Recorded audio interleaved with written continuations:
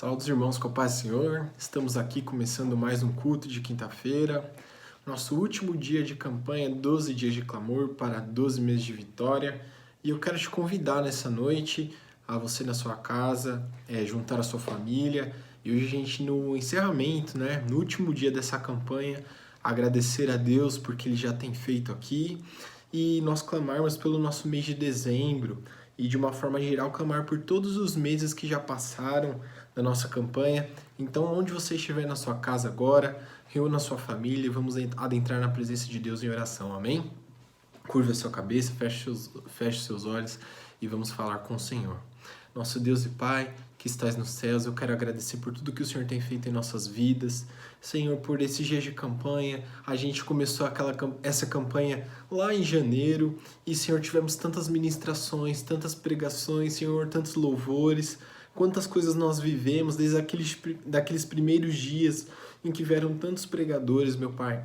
A gente está hoje celebrando o término dessa campanha, é verdade, mas também clamando por tudo que nós vivemos, por tudo que iremos viver daqui para frente. Muitos dos meses, a maioria deles, daqueles que clamamos ainda não chegaram, e eu quero te pedir em oração nessa noite que o Senhor venha visitar a tua igreja de uma forma sobrenatural, atender os nossos pedidos, ouvir o nosso clamor e que a gente possa ter um coração sincero nessa noite. Usa, Senhor, conforme o teu querer, aquele que irá ministrar a tua palavra. Senhor, fale conosco através de louvores e receba a nossa adoração, cada um nos seus lares, e como uma igreja junta, santa, purificada pelo teu nome, Jesus, a gente possa se encontrar em tua presença nessa noite. Nos ajude a permanecer fiéis nessa pandemia e que o teu nome possa ser exaltado através das nossas vidas. Por tudo isso eu te peço, te agradeço em nome de Jesus. Amém. Amém, meus irmãos, fiquem agora com o nosso grupo de louvor. Um pendão real vos entregou ao rei, a vós, soldados seus, corajosos, pois em tudo defendei, marchando para os céus, com valor, sem temor, por Cristo prontos a sofrer.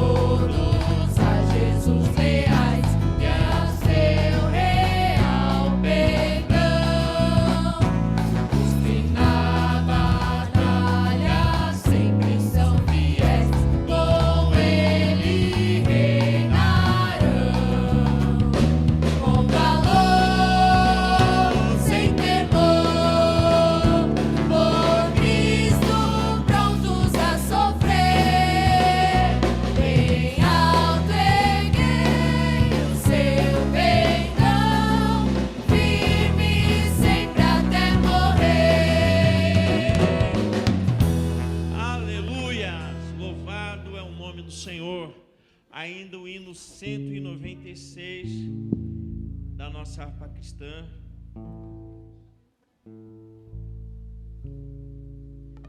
Já achei uma flor gloriosa, e quem deseja a mesma terá, a rosa de Saron preciosa, entre mil mais beleza terá, no vale de sombra e morte, nas alturas de glória e luz.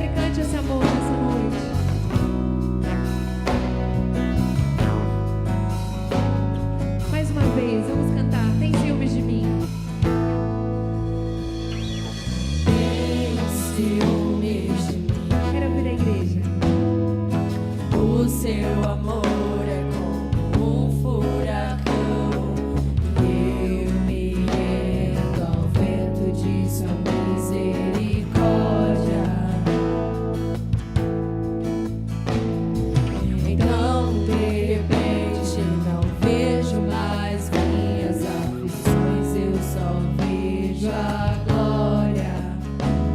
Percebo quão maravilhoso Ele é e o quanto que Ele me quer. Diga assim.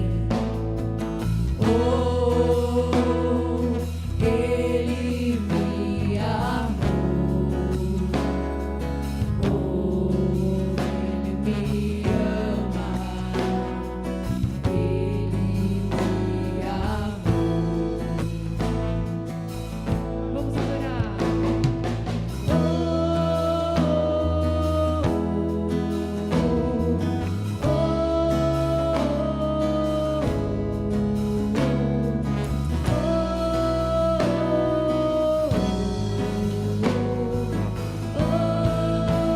Levante suas mãos e vamos cantar. Me ama, Ele me ama, Ele me ama, Ele me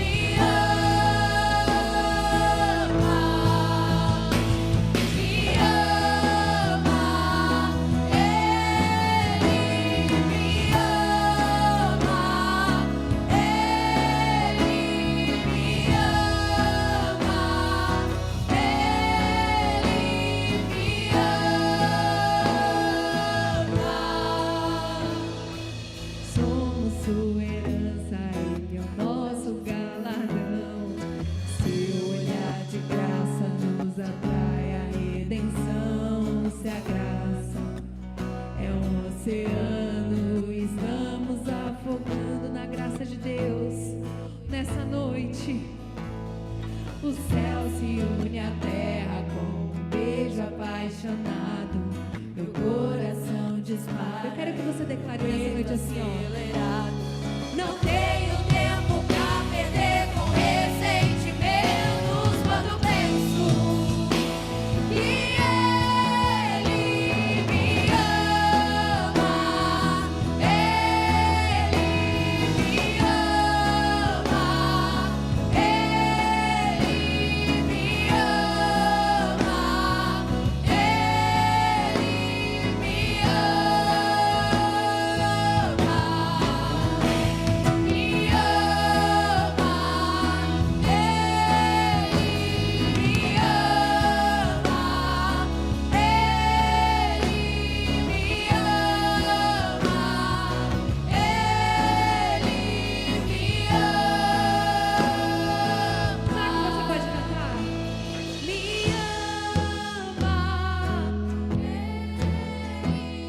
Declarem sobre a sua vida.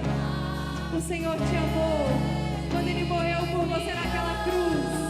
Esse amor te alcançou e por isso que você está aqui. Então abra sua boca e cante bem alto para o mundo ouvir que o Senhor te ama. Me ama, Ele me ama, Ele me ama,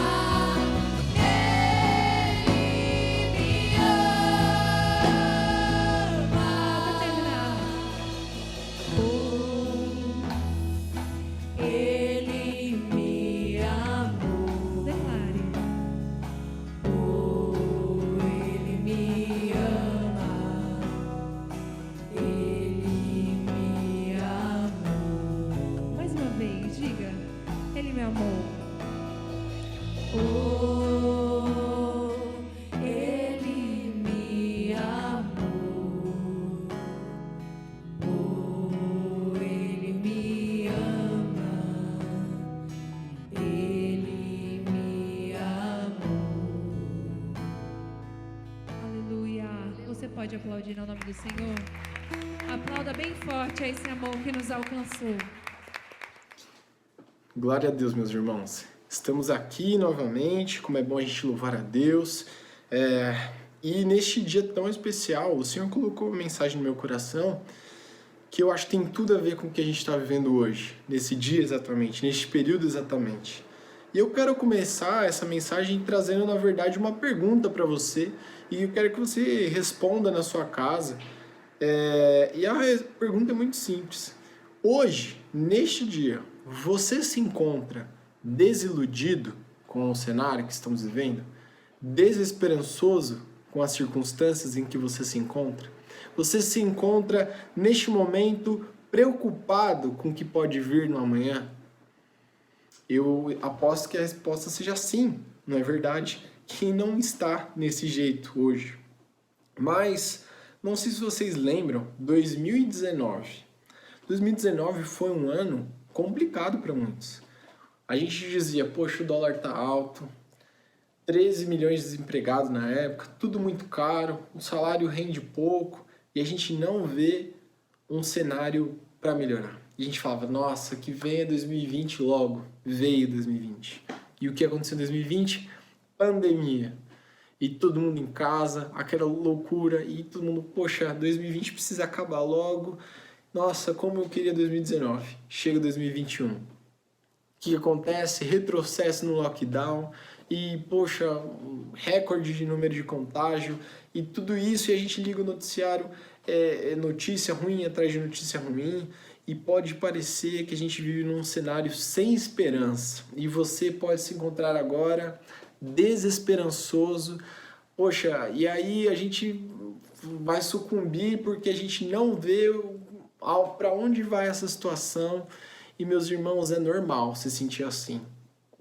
Mas, entretanto, a palavra de Deus nos traz uma esperança, e eu quero te apresentar que, na verdade, o período que nós estamos vivendo hoje, a Bíblia nos ensina que já houve períodos parecidos. E um deles, talvez o mais especial, é o que eu quero te apresentar hoje. Em um certo momento, Israel é dividido em dois reinos. Israel, obviamente, e o outro é Judá. E em Judá, a Bíblia nos mostra que houve muitos reis, mas um deles se destaca. E qual é o nome deles? O nome dele é Uzias, porque Judá teve muitos reis ruins, infelizmente. Mas um deles era bom, e o nome dele era Uzias. E quem foi Uzias? Foi um garoto de 16 anos. O que você fazia aos seus 16 anos? Nos meus 16 anos eu comecei a trabalhar. 16 anos, Uzias, ele começou a governar um país. E ele começa do dia para a noite, de uma hora para outra. Olha só o que diz em 2 Crônicas 26, o verso 1. Todo o povo de Judá tomou a Uzias, que era de 16 anos, e o constituiu rei em lugar de Amazias, seu pai. Ou seja, de uma hora para outra o seu pai morre e ele começa a governar, ele começa a tomar conta de todo um país aos 16 anos de idade. E a primeira coisa que a Bíblia diz a respeito de Uzias é que ele era um homem crente. O verso 4 do capítulo 26 diz assim: ele fez o que era reto perante o Senhor, segundo tudo o que fizera Amazias, seu pai. Primeira coisa, ele era um homem crente. E o verso 5 vai dizer que ele foi muito próspero. O reino de Judá, como um todo, foi muito próspero no reino de Uzias. Diz assim, e ele fez o que era reto perante o Senhor, né? Isso no verso 4, e no 5 diz, propôs-se a buscar Deus nos dias de Zacarias, que era sábio nas visões de Deus. Nos dias em que buscou o Senhor, Deus o fez prosperar. Então ele foi próspero, era um homem crente, e alguns feitos extraordinários aconteceram no seu reino. No verso 10 vai dizer que ele edificou torres no deserto, cavou muitas cisternas, porque tinha muito gado, tanto nos vales como nas campinas. Tinha lavradores e vinhateiros nos montes e nos campos férteis, porque era amigo da agricultura.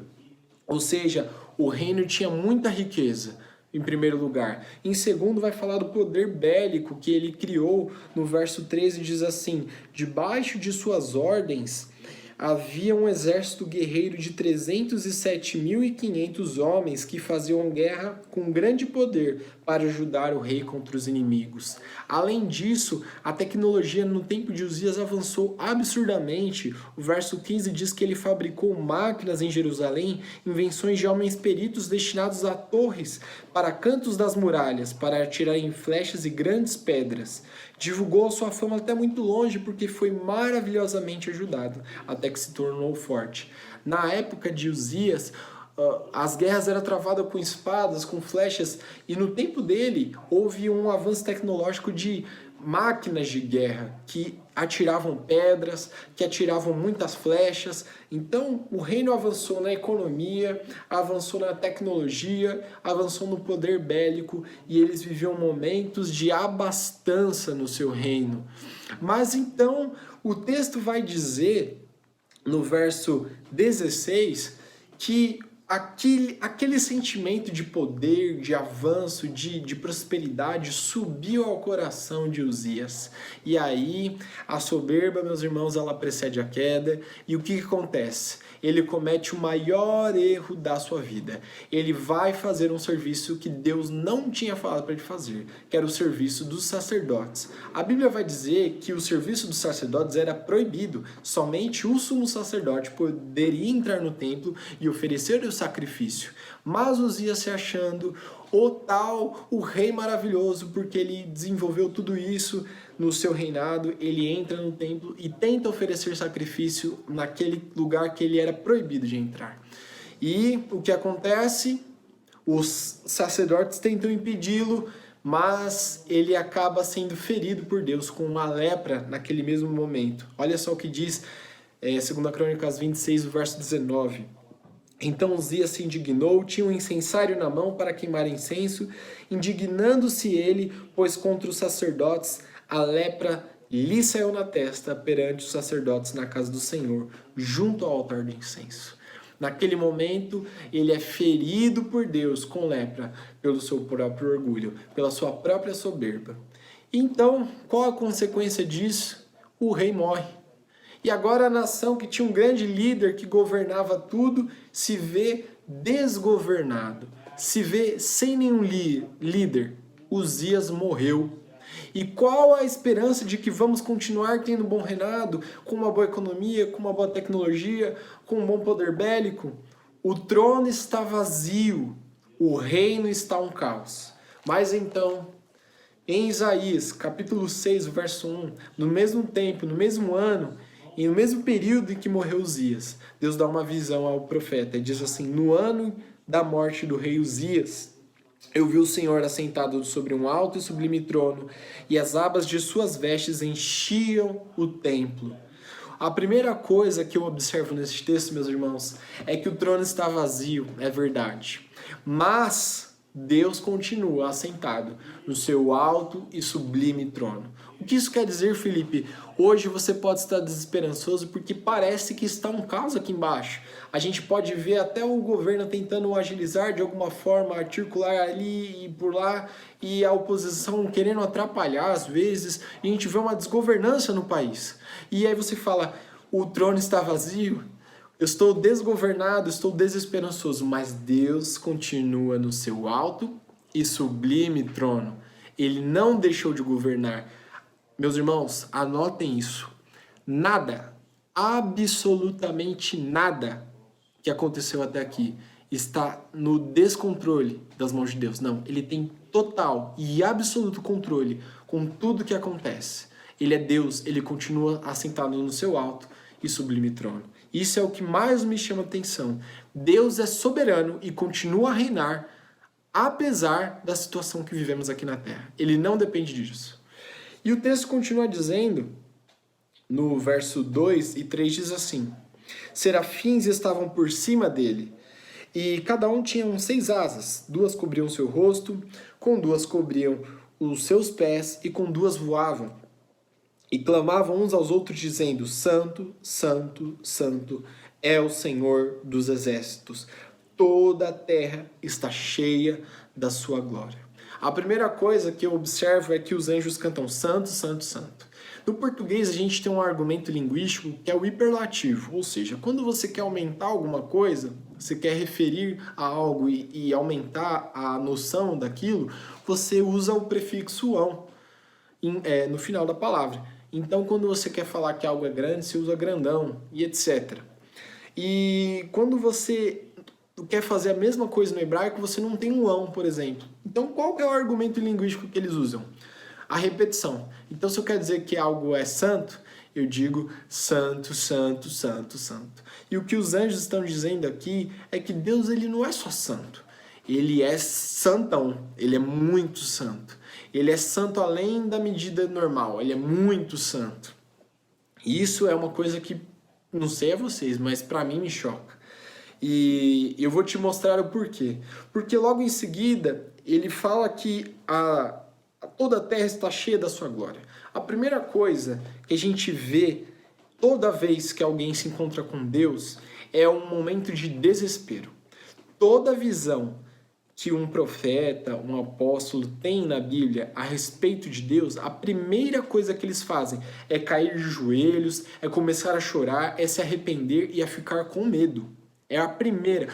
João no Apocalipse aconteceu exatamente a mesma coisa. Olha só o que diz o verso 5, ele diz assim: ai de mim, estou perdido porque sou um homem de impuros lábios. Ele fica com medo, porque a santidade de Deus é tão absurda, meus irmãos, que se a gente se adentrar na presença de Deus, a primeira coisa que a gente vai pensar é: eu sou pecador.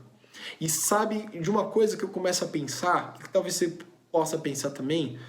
Todas as pessoas que tiveram um encontro com Deus de verdade, se aproximaram de Deus alguma vez na vida, eles têm a mínima noção de que Deus é muito santo e a gente é muito pecador. Quando você vê alguém se achando santo demais, provavelmente ele nunca teve um encontro com Deus, porque a santidade de Deus é algo realmente grande. Ele não é só santo, ele é santão, ele é santo, santo, santo, santo. E por que às vezes dá medo? Porque o verso 4 que a gente leu diz que toda a terra está cheia da sua glória. E talvez o termo que a gente use para glória nos nossos hinos e talvez nas nossas pregações é errado. A gente usa às vezes a palavra Shekinah, né? Derrama a sua Shekinah. Mas a palavra que a Bíblia usa para falar da glória de Deus no Antigo Testamento é uma palavra diferente. É uma palavra chamada kavod. E kavod significa literalmente peso, ou seja, a glória de Deus é algo pesado. A glória de Deus é algo pesado, é algo difícil de suportar, é algo realmente pesado, sabe? Aonde está a glória de Deus, há um ambiente pesado. E o mais interessante disso é que, como consequência disso, versos 6 e 7, ele vai falar que os umbrais das portas começam a tremer, porque aquilo é uma cena de pavor, um Deus santo, e ele se vê pecador, e tá tudo tremendo, e ele pode se lembrar da visão de rei que ele tinha, ele reflete a imagem do rei que ele tinha. Ele vê que Deus estava no seu trono e o rei que ele tinha visto era Uzias, e Uzias era implacável, era orgulhoso. E aí ele começa a ficar com medo e pede misericórdia, e talvez você esteja igual a Uzias neste momento. Talvez a sua dificuldade de se relacionar com Deus é porque você teve uma referência errada, sabe? Um pai, uma autoridade, um rei ruim, e você reflete isso em Deus. Mas a diferença de Uzias, que era implacável, ou talvez da referência que você tem, é que Deus é bom. Uzias poderia ser implacável. E quando ele vê que ele é um homem pecador, talvez se fosse Uzias ali naquele trono, ele iria falar: você é pecador mesmo. E joga um raio na cabeça de Isaías, ele é eletrocutado, mas não, Deus é bom e Deus é misericordioso. O texto vai dizer que um anjo vai lá e leva perdão, leva purificação dos pecados de Isaías. Meus irmãos, o texto está dizendo que Deus é bom. Isso precisa ser relembrado nos dias de hoje. Meus irmãos, Deus é bom. Não se esqueça disso. Deus é bom. E aí eu vou te lembrar a respeito disso porque em Hebreus 4 vai dizer algo interessante.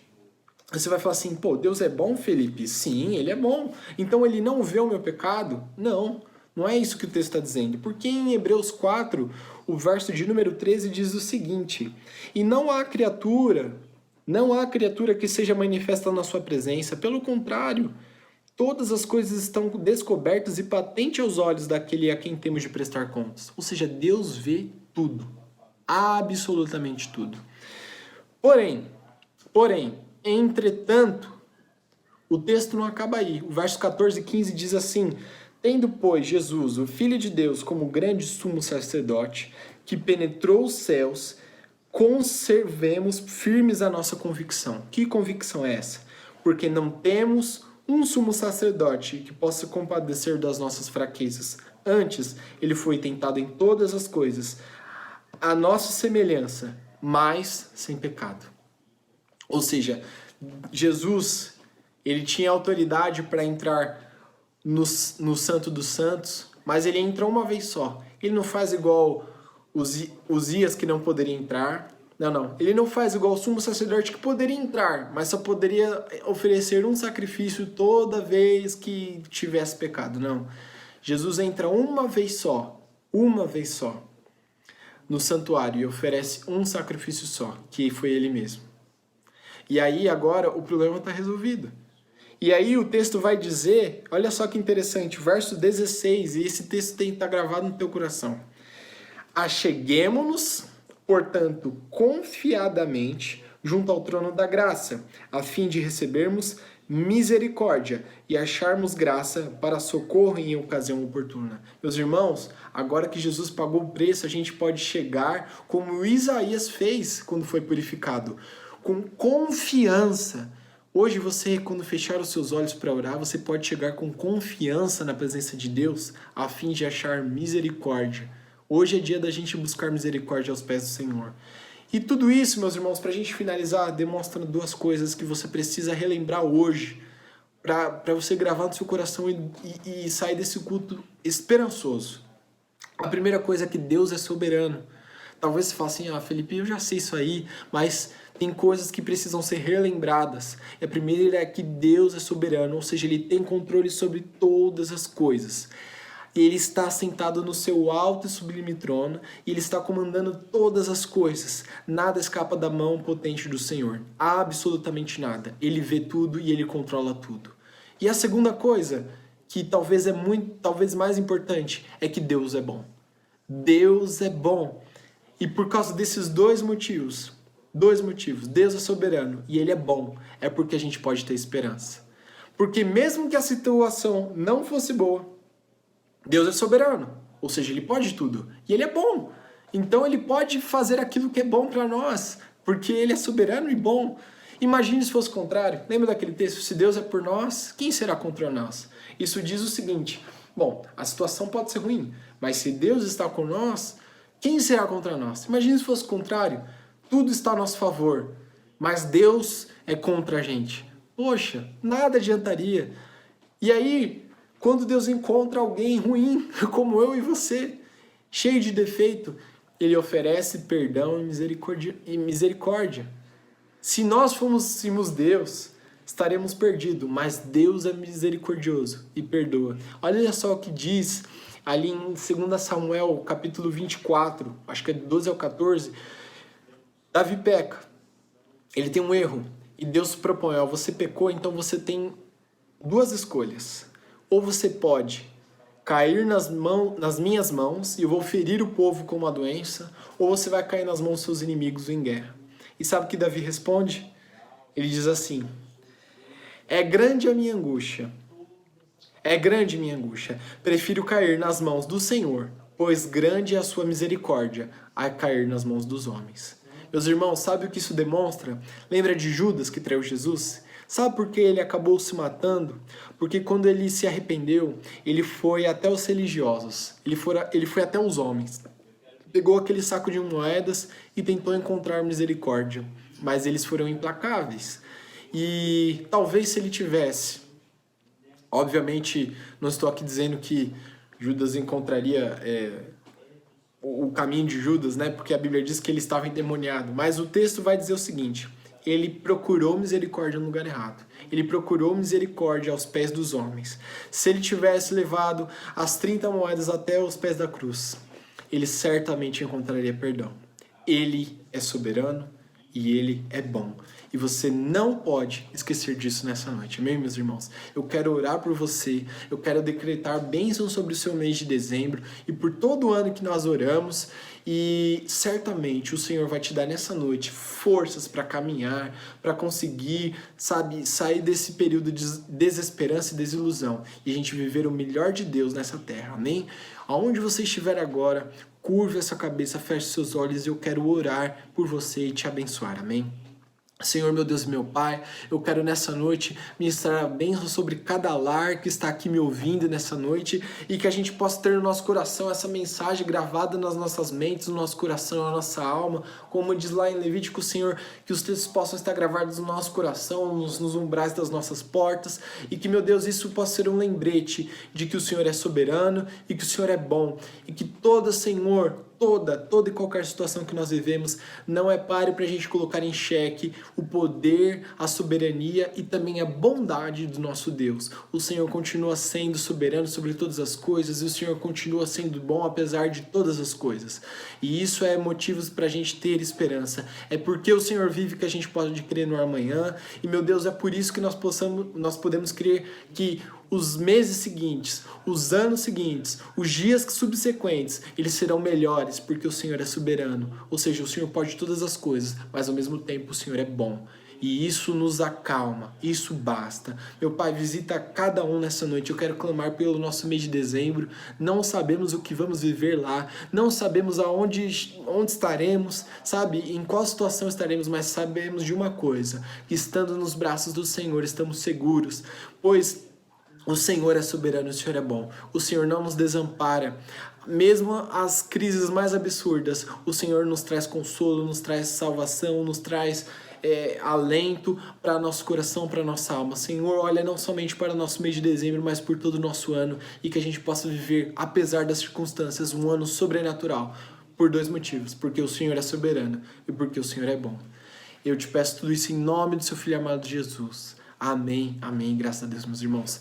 Tenham um fim de noite abençoada e não se esqueçam, Deus é bom e Deus é soberano. E por isso você pode ter esperança para o seu amanhã. Amém? Que o grande amor de Deus Pai, a graça de Jesus Cristo, seu Filho amado, e as doces consolações do Espírito Santo do Senhor sejam com todo o povo de Deus que aguarda a sua vinda, não só hoje, mas para todos sempre. Todos digam nas suas casas, amém. Deus é bom e soberano. Fique na paz do Senhor.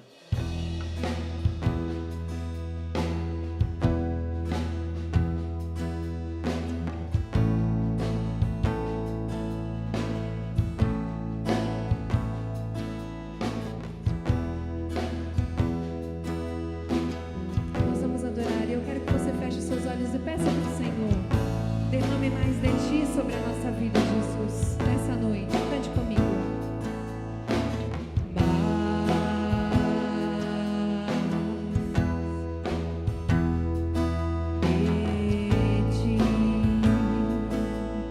Se você pode, cante mais alto, mais de Ti.